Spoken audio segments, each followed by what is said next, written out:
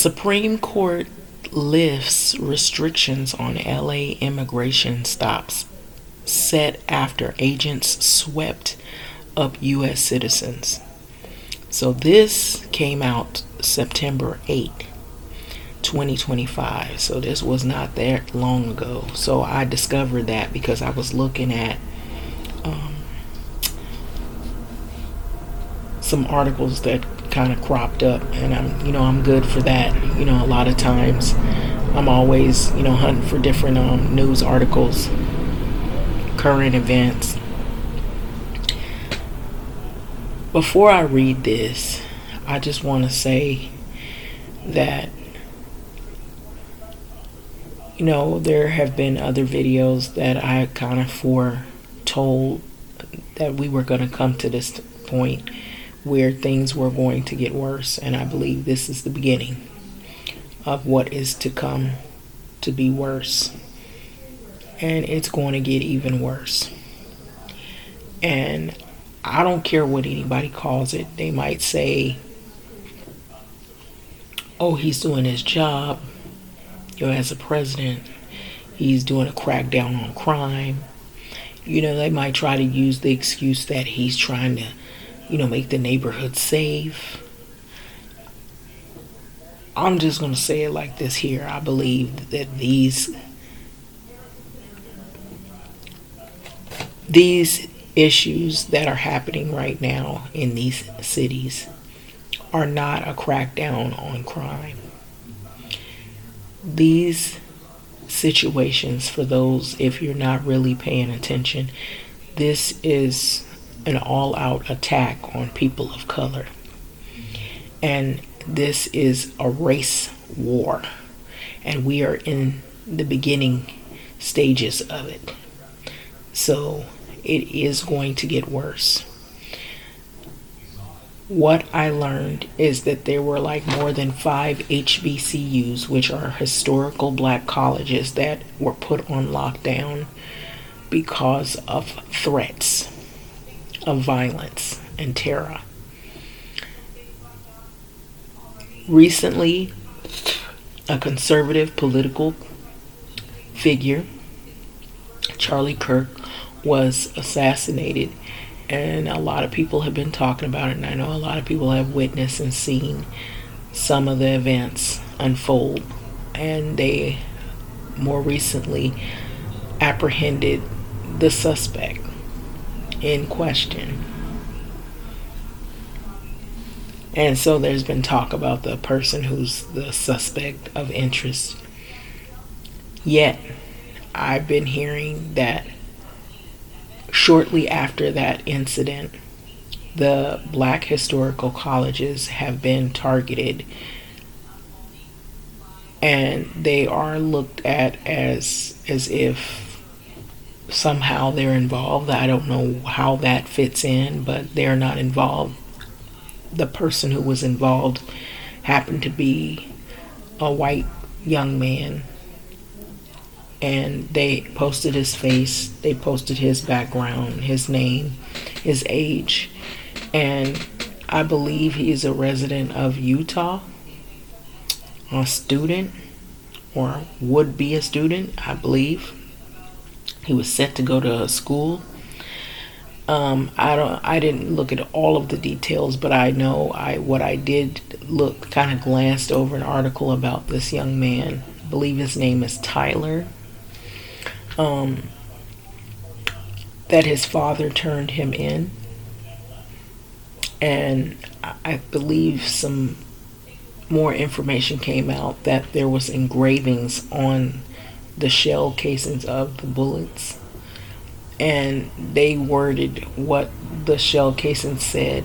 Now, I'm not going to go into all those details, but what I do know is that the gentleman, or the young man that is in question as the suspect, happened to be white himself.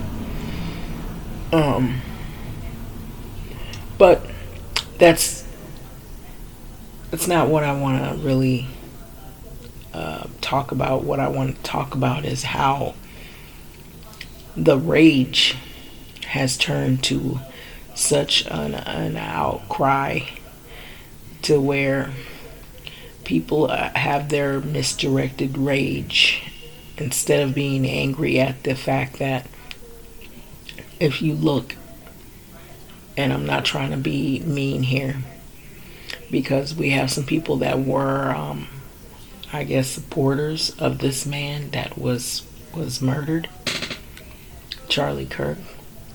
But from the videos that I had seen, there were podcasts, there were a lot of appearances, there were debates. They're painting this man as if he's this great guy, but he does have a history for saying some things that are very hateful. So I don't know if it triggered this person. I'm not saying that it's a justification for murder, but this is what I've said in the past, is that when you say things online or you say things on your podcast that are targeting certain groups of people based on who they look like or what language they speak, or, for whatever the reason, targeting people because of your political agendas, it could trigger the wrong individuals and they may act on their emotions. So you have to watch how you conduct yourself, and the things that you say could trigger the wrong individuals. And I believe that's what this possibly could have been. But then there might be more to the story. It could go deeper. It's because I believe there's still an ongoing investigation. So that's what I would say to that. I mean, there have been some other people that have even used music to spew how they hate certain groups of people because they feel that they shouldn't be included, and they use whatever it is that's different about them, if it's language or if it's their culture or if it's their ethnicity, to spew hatred. So this right here does not look good either. And I don't really like to say this, that I saw this, but I've seen this, foreseen this coming as well, is that this is going to get worse and it's going to get out of control, and there may be some big riots on the way. The news has not covered the protests that are going on in Chicago and some various cities. There was a man I was reading that he was running from, I guess maybe he was being pulled over by, I don't know if it was law enforcement. I didn't go into the logistics of all of it, but what it sounded like is that he was running. Maybe he was afraid that he was going to get, profiled in a way where he would be targeted, and so he ran and he was shot. And this, I believe, happened today. So I believe it is going to get more violent. This is not a crackdown on, and I'm going to say this again, this is not a crackdown on crime. This is a crackdown on people of color. And earlier today, there were farm workers that I heard on the news. They said that they went and raided the place to try to apprehend farm workers. Not people robbing a bank, not people trying to kill someone, people that are working. And I read an article, and I kid you not, before I start into this is kind of connected to what I'm starting into. I know my eyes didn't see this, but I believe they did. That if you are a person of color and you're Hispanic, you're Mexican, you're someone that speaks another language, this article is going to shed more light into it. But I read that it said that the Supreme Court lifted what this even says. It's another article. Lifted restrictions that you could be stopped if you just look like you come from another place. That does not sound like a crackdown on crime to me. What that sounds like to me is a crackdown on people's race. It's a crackdown on people of color. It is a race war. And we of color, our people of color, are under attack. And this is not just in one city. I believe this is in all cities and all places where people of color reside. That is why the military has been ordered to come down into the cities, because they are trying to provoke something. And something is going to happen. And it's going to be something ugly, I fear. What I would say to you is, I'm going to read this, but please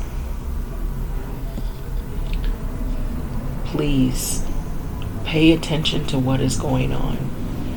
Now, I'm going to veer away from this a little bit.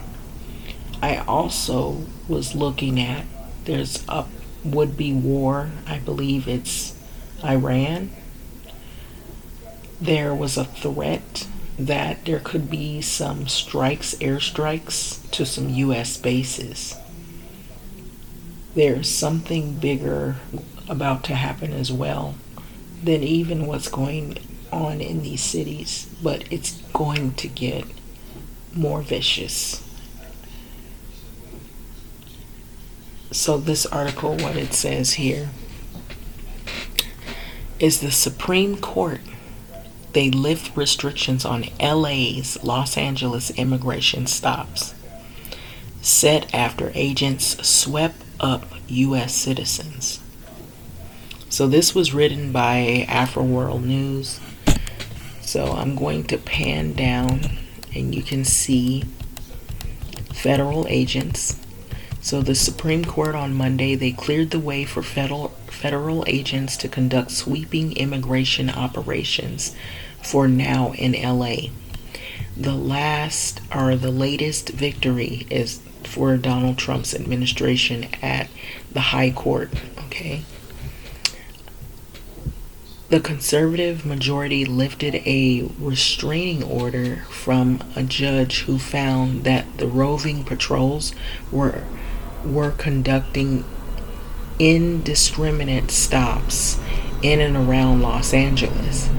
So the order had barred immigration agents from stopping people solely based on race, language, job, or location. The court's 6-3 decision followed a pattern of at least temporarily allowing some of the Republican administration's harshest policies while leaving room for the possibility of a different outcome after the legal case plays out fully. The net effect, meanwhile, has Trump pushing ahead in many of the areas he considers most critical. The majority did not explain its reasoning, as is typical on the court's emergency docket. But Justice Barrett Kavanaugh said the lower court judge had gone too far in restricting how immigration and custom enforcement agents can carry out brief stops for questioning. So the prospect of such after-the-fact judicial second-guessing and contempt proceedings will inevitably chill lawful immigration enforcement efforts, he wrote in a concurrence. So the dissent says constitutional freedoms threatened. So in a stinging dissent joined by her two liberal colleagues, Justice Sonia Sotomayor said the decision erodes constitutional freedoms. So countless people in Los Angeles area have been grabbed, thrown to the ground, handcuffed simply because of their looks, their accents, the fact that they make a living by doing manual labor, she wrote. Today, the court needlessly subjects countless more to these exact same indignities. So Kavanaugh, for his part, suggested stops in the agent's use of force could yet face legal challenges as well. So Supreme Court's decision comes as ICE agents also step up enforcement in Washington as part of Trump's unprecedented federal takeover of the capital city law enforcement and deployment of National Guard. So the lawsuit will now continue to unfold in California with a hearing set to, this is going to be September the 20th, 24th. So it was filed by immigrant advocacy groups that accuse the Trump administration of systemically targeting brown-skinned people during his administration's crackdown of illegal immigration in the LA area.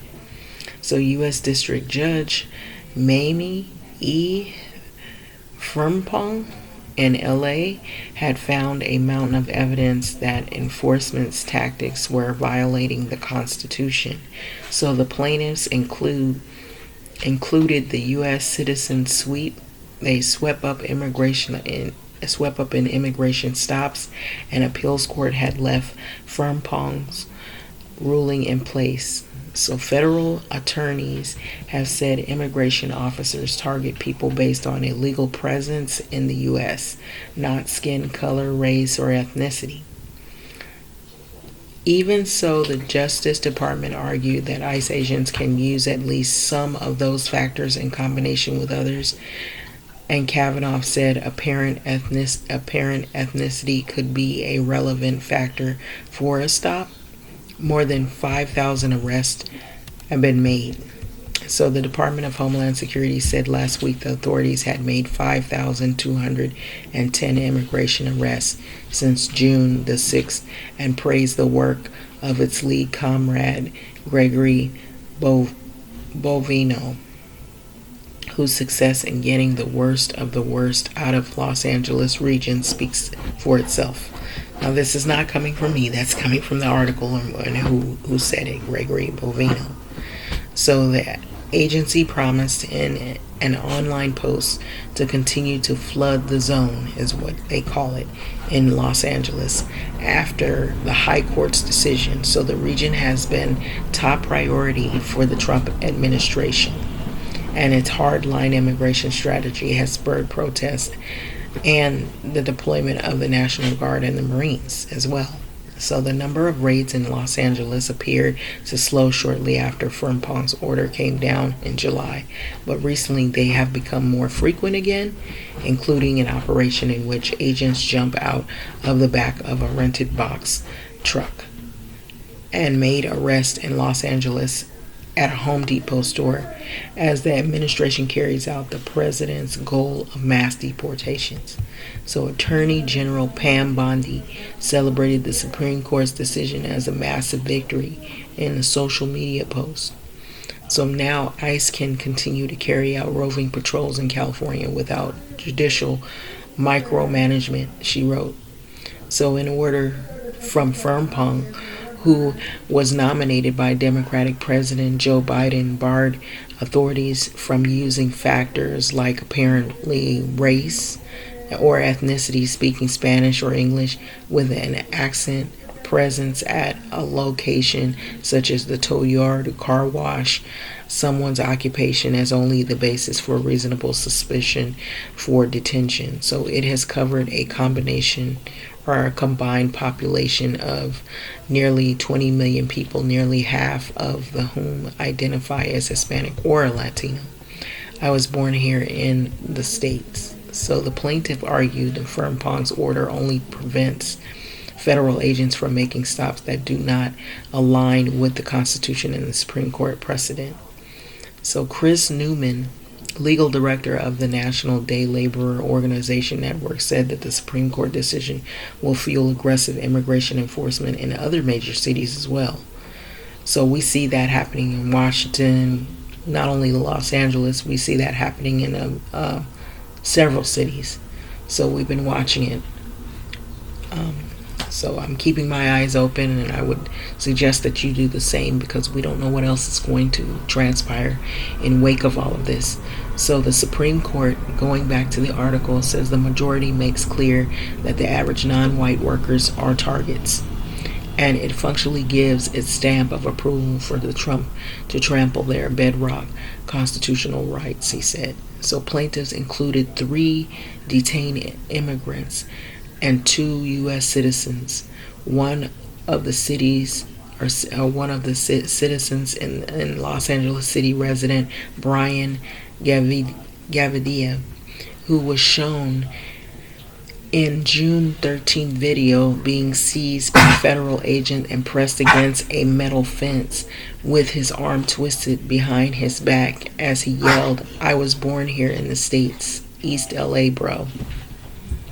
So he basically was trying to exercise his right. So Gavidia was released about 20 minutes later after showing agents his identification. So this is another thing I'm going to stop and say, that if you don't have any American identification, even if they stop you, or they could use that as an excuse to hold you. So you have to provide proof of citizenship. So that's important. So I would say for those who can do this, make sure you have your ID, a lot of things on you that prove that you're a citizen of the state. However, those that can't, that's a whole nother animal in and of itself. And we hear what's going on, just from this article. It doesn't sound good. So as was another citizen that was stopped at a car wash, according to the lawsuit. And so people who are citizens of the country, if you look or appear to be like you're from another place, you are also at risk of being stopped. And this is what I also saw in the article that I found alarming before I started reading this article. And so this one kind of goes into that. So California Attorney General Rob Bonta said that he found Kavanaugh's rationale for lifting the stay disturbing. So he pointed out the Supreme Court recently ruled that the race can be considered in college admissions, but they prevent the use of race in college admissions to tackle discrimination, but allow the use of race to potentially discriminate, Bonta said. So Governor Gavin Newsom, a vocal Trump opponent, said the order would allow agents wide latitude to make stops, including U.S. citizens and children, to deliberately harm California's families and small businesses. So plaintiff Pedro Vasquez Perdomo said that the ICE agents, they never explained why they had stopped him or showed him a warrant. So I was treated like I didn't matter. This is the person talking about how he had experienced his stop. Vasquez Perdomo. He said, "I was treated like I didn't matter, locked up, cold and hungry, without a lawyer." So now the Supreme Court has said that that's okay. He said in a statement, "That's not justice. That's racism with a badge." And I agree with his statement. That's what we're up against. That's what most people of color have been up against, of all walks of life. And right now, it looks like a lot of the people that are being targeted are Hispanic and Latino people. But I feel like that's the precursor for other groups. So don't think because one group is being targeted a little more frequent that other groups won't. You might be targeted in different ways. And like I said, there are several HBCUs today that had to go on lockdown because of threats, because of a political figure was assassinated, but assassinated by a person that was white, not a person of color. So I don't know how that would bring about the hate towards the HBCUs, but this is where we're at. So it goes in to say Associated Press writers Jaime Ding in LA, Amy Taxon in Santa Ana in California, Tran Nguyen in Sacramento, Ogola Rodriguez in San Francisco, and Mark Sherman in Washington contributed to this report. So this is the article. So I just wanted to read that It wasn't really that long, but it was kind of a picture as to what we're dealing with here. If you live in another state, or you're in another city farther away and you haven't seen this yet, or maybe you're seeing things and the news is not reporting it, let us know. But it is getting dangerous, more dangerous than, it's always been fears of different things, but this right here, specifically to me, I feel that this is more like a race thing rather than a crime thing. And it's targeting people and being sanctioned to use these excuses to say that it's legal under the guise of Supreme Court lifting the restrictions. So I don't think everybody in Supreme Court agreed with it, and I did read that there were some people that were in disagreement with this. And I believe there's like maybe 3 Democrats and the rest is Republican on the Supreme Court and the SCOTUS. But this right here is going to get dangerous. So I think people should start really paying attention to what's going on if you hadn't before, because this could be somebody you know, somebody you work with, somebody you live next to, or you might be in a situation where you see something happen all of a sudden and you're wondering why. Well, this is part of it.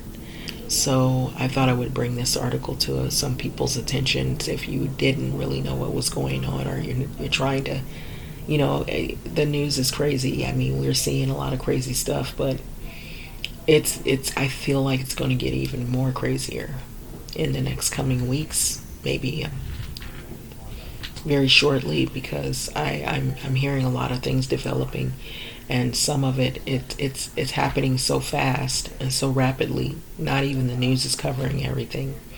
But I did hear there was people that were speaking out in Chicago, said that they didn't want the National Guard deployed into their city and the police presence to be so heavy.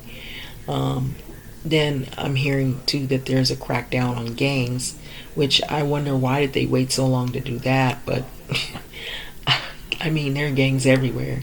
I feel like if they're actually doing something wrong, then that's when you should have, been cracking down on them. But, this right here, I feel like is more a crackdown on people of color just in general.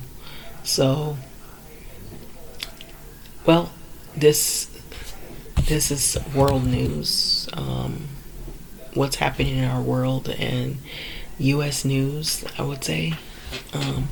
I feel like when things happen here in the U.S., other countries, it seems like you see all their problems and they're almost similar issues going on in other places. And so, so this is pretty much the article.